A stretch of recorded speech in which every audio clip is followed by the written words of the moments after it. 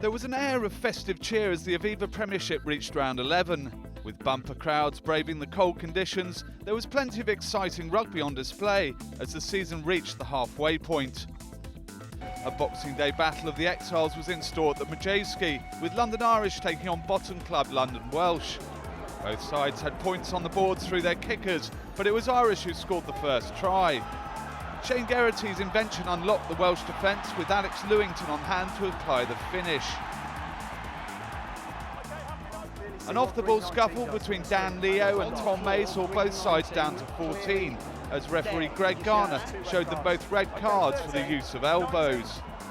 In torrential rain, Irish continued their assault on the Welsh try line, with Jeff Cross burrowing over. Irish did add a third, but were unable to claim a try bonus. Sale Sharks welcomed the Tigers to the northwest, hoping for a first win over their illustrious opponents in 5 years. A record crowd of 11,000 were on hand to provide vocal support for the hosts, and they were rewarded early on as Chris Cussiter dotted down. In a seesawing encounter, the visitors struck back with the score through Seremai Bai. The Tigers had been in front through a Matt Tate score, but they were hit by a double punch from Sale. Will Addison and then Nathan Hines crossing over, and Steve Diamond's men were in command at the break. Their lead was stretched to 15 points after Sam Tuitupo caught out the Tigers' defence. And with a bonus point secured, the Sharks would look to see out the match. But Leicester began to show their trademark resilience, Miles Benjamin going over to put his side back in with a shout. With Tigers now within 5 and Sale losing a man to the bin, the visitors piled on the pressure, and with 2 minutes to go, Sale hearts were broken as Julian Salvi drove over. Harsh on Sale, who can at least console themselves with 2 bonus points. It was second v third in the West Country as Bath took on this season's surprise package Exeter Chiefs. George Ford has been in good form for his club, but an uncharacteristic wayward pass from the fly half gifted possession to the visitors.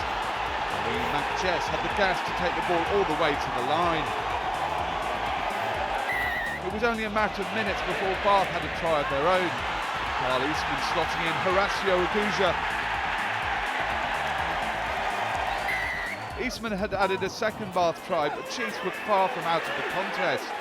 Presented with yet another scoring opportunity, Jack Knoll managed to get the decisive touch.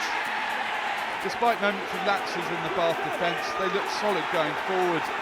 And with minutes to play, the all-important try bonus was secured, as England winger Anthony Watson skated in from out wide.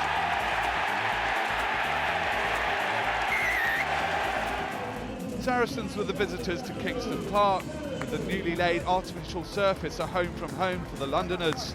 The game's opening score went to the Sarries number 9, Neil de Kock finishing off after superb work from Owen Farrell. Falcons went into the break 4 points in arrears, but came out swinging in the second half. As the hosts turned over the ball, Sonotti displayed some superb footwork and great composure to gather the ball and go over. But Newcastle was struck with a double blow. 2 Sarries tries in quick succession looked to have sunk their chances. However, there was drama still left in the contest. A mistake from Chris Ashton gave Chris Harris a pathway to the try line. And in the last seconds of the game, Harris was on hand to grab his second of the afternoon and leave Newcastle within 2 points of Sarries. With a successful conversion needed to seal a draw, Juan Pablo Sacchino sliced his kick wide to the dismay of the home crowd.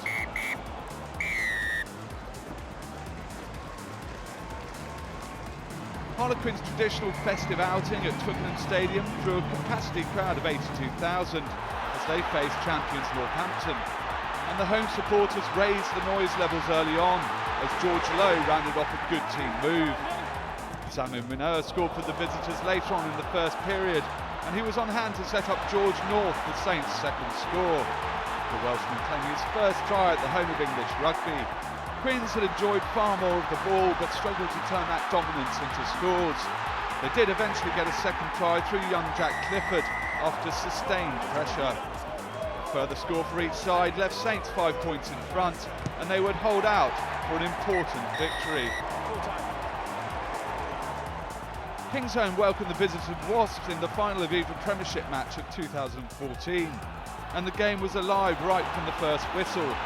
Johnny May found space out wide in the first minute, and after a look from the TMO, he had the game's opening score. Wasps soon replied with a try of their own. Tom Varndell skipping through the tackles before supplying Christian Wade. And it wasn't long before Wasps had doubled their try tally.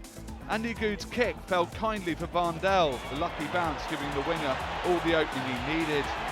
If there was a touch of luck about Wasps' second score, Gloucester's second was all about strength. A solid catch and drive put Wasps under pressure, with Matt Fessett putting it down for the hosts. The fifth try of the half came in similar fashion, but this time it was the visitors' maul who drove over the line. Nathan Hughes emerging with the ball, continuing his great form this season. 9 points from the boot of Greg Laidlaw put Gloucester within a point with 20 minutes left to play.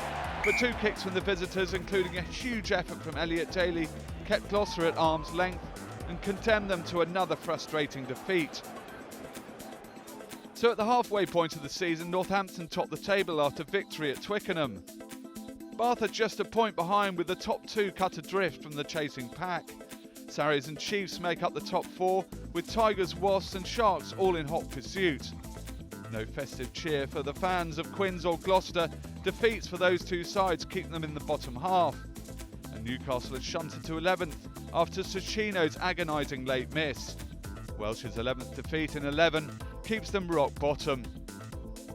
So for all the latest Aviva Premiership news, subscribe to the official YouTube channel or log on to premiershiprugby.tv.